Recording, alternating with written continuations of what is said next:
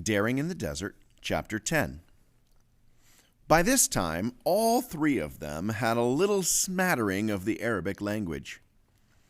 They knew the names of most of the things they had to buy in the market each day, and were able to make polite comments to people that they met in the streets, the smiling young water carriers among them. Lilius wrote to a friend back in England about their language study. "We are using the Bible to teach us Arabic, starting with the first chapter of John's Gospel. We're learning new words one at a time.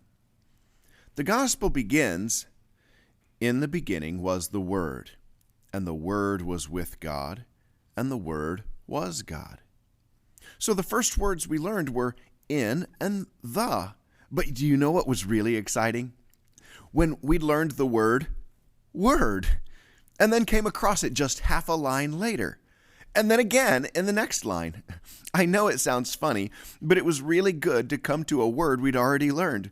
We actually felt like we were getting somewhere." The three missionaries spent long hours with their Bibles and their Arabic dictionaries. After a while, they joined an Arabic class, and that helped them along greatly, but only for a short time. "It's so disappointing that the class has stopped," Lucy said as they walked home together. Blanche agreed. "I hope when our teacher is better, the class will start up again."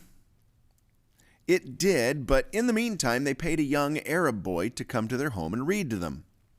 He came 3 evenings one week and 3 the next, and he could never have had more serious students than Lilius, Lucy, and Blanche. But after 2 weeks, the boy didn't come back. He was a Muslim, and not at all comfortable about being in the home of 3 Christian missionaries.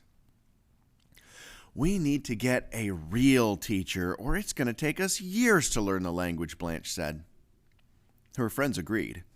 Right away, they started to look for a suitable person whose Arabic was good, who was a patient teacher, and who wouldn't mind being with Christians.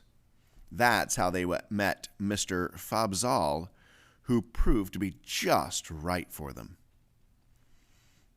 As soon as the women could speak a little Arabic, they put it to good use. "How are we going to tell our neighbors about Jesus?" was the question they kept asking each other. "Well," said Lilius, "between us we have enough words to give short talks if we write them out beforehand and learn them by heart. Do you agree?" Her friends nodded their heads. "And we do have enough space here to hold meetings," they also agreed. "But how do we get people to come?" was the next question. They decided to make leaflets that they could give out to those they met in the streets around their home. They had a machine that allowed them to make copies, though this was the days before computers and printers. Lilius, the artist of the group, wrote an invitation and some Bible verses on a sheet of paper and drew a lovely border around the edge. The sheet was then copied on the machine. After that, all 3 women sat at the table and colored in the border around the invitations. They looked quite lovely. "How do you say, 'Can you read?' in Arabic?" they asked Mr. Fabzal before he started their next lesson. He taught them, and after he left that day, they prayed together and then went out into the streets. Knocking on each door, they asked the person who answered, "Can you read?" If the answer was yes, they gave one of their beautifully colored invitations. The first meeting in their home was on a Sunday. The room had been cleaned, lamps hung on the walls, and chairs laid out neatly. Blanche, who played the harmonium, was ready to teach some songs. More than 20 people arrived, and the 3 women, who'd learned everything off by heart in Arabic, said their piece. There was singing, Bible reading, and prayer. The missionaries were delighted, but not so delighted when nobody at all turned up to the next 2 meetings. After that, people began to come in by 1s and 2s. Though it was slow, the ladies felt that their missionary work had really begun. Lilius wrote in her diary what a typical day was like. Our servant girl comes in at about 6 a.m. They must have decided not to do all the housework and cooking themselves after a while. She makes our breakfast of coffee and bread and leaves it on the kitchen table for us.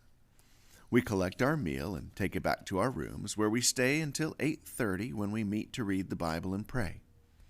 That takes till 9:15. From then until 10:30, we do little bits of housework and write letters before beginning our Arabic lessons for the day. At 12 noon, we have lunch and then a short time of prayer before our siesta.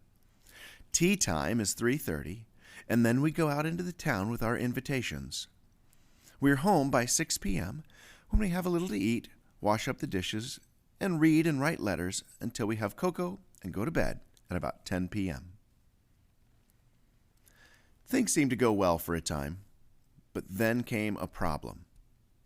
Some local people who wanted to cause trouble came along to the meetings and tried to spoil them. Most of them were French boys in their teens, and they really were pests. They came looking for trouble, and they brought trouble with them. Those were difficult days for the three women who had never met anyone like them. Of course, some came because they wanted to learn about Jesus. But then they stopped coming when they couldn't hear over the noise. The meetings were hard work. But Lilius, Blanche, and Lucy were there to work hard, and they did. However, Lucy wasn't really strong, and the climate began to affect her health. It was with sad hearts that her two friends had to say goodbye to her when it was decided that for the sake of her health, Lucy would have to go home to England.